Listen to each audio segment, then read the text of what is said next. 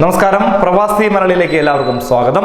Saudi അറേബ്യയിൽ താമസരേഖ പുതുക്കുന്നതിന് ഇഖാമയിൽ രേഖപ്പെടുത്തിയ പ്രൊഫഷൻ അനുസരിച്ചുള്ള യോഗ്യതാ സർട്ടിഫിക്കറ്റ് വേണമെന്ന നിയമം പ്രാബല്യത്തിൽ ആയതോടുകൂടി മലയാളികൾ ഉൾപ്പെടെ നിരവധി പ്രവാസികൾ പ്രതിസന്ധിയിൽ ആയിരിക്കുകയാണ്.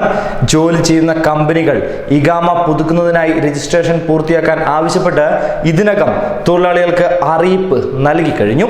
കാലാവധി അവസാനിക്കും മുമ്പ് പ്രൊഫഷണൽ രജിസ്ട്രേഷൻ പൂർത്തിയാക്കാത്ത തൊഴിലാളികൾക്ക് ഇഖാമ പുതുക്കാൻ ആകില്ല എന്നുള്ളതാണ് ഏറ്റവും വലിയ പ്രത്യേകത. ഇഖാമ പുതുക്കാതെ തൊഴിലെടുക്കുന്നത് പിടിക്കപ്പെട്ടാൽ തൊഴിൽ ഉടമയ്ക്ക് പിഴ ചുമത്തുകയും ഓൺലൈൻ സേവനങ്ങൾ ഭാഗികമായി തടഞ്ഞു വയ്ക്കുകയും ചെയ്യും.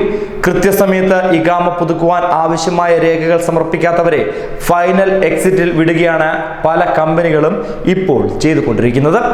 Accountant, computer program customer accountant തുടങ്ങി 100ഓളം പ്രൊഫഷണലുകൾക്കാണ് ഇഖാമ പുതുക്കുന്നതിന് യോഗ്യതാ സർട്ടിഫിക്കറ്റ് ഓൺലൈൻ വഴി സമർപ്പിക്കുവാൻ മന്ത്രാലയം ഇപ്പോൾ നിർദ്ദേശിച്ചിരിക്കുന്നത്.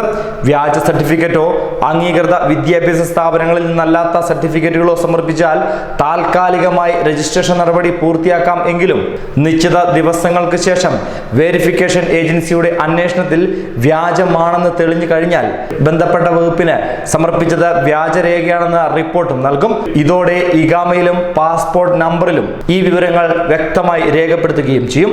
പിന്നീട് നിയമ നടപടികൾ ഓരോന്നായി നേരിടേണ്ടി വരും. ഇല്ലാതെ രാജ്യം വിടാമെന്ന് നിങ്ങൾ ആരും കരുതേണ്ട. സൗദിയിലെ നിയമമനുസരിച്ച് തടവും പിഴയും തീർച്ചയായും ലഭിക്കും. അതുമാത്രമല്ല, പിന്നീട് ഒരിക്കലും സൗദിയിലേക്ക് കയറാനാകാത്ത വിധം നാട് കടത്തുകയും ചെയ്യും. ന്യൂസ് ഡെസ്ക്, പ്രവാസി മലയാളി.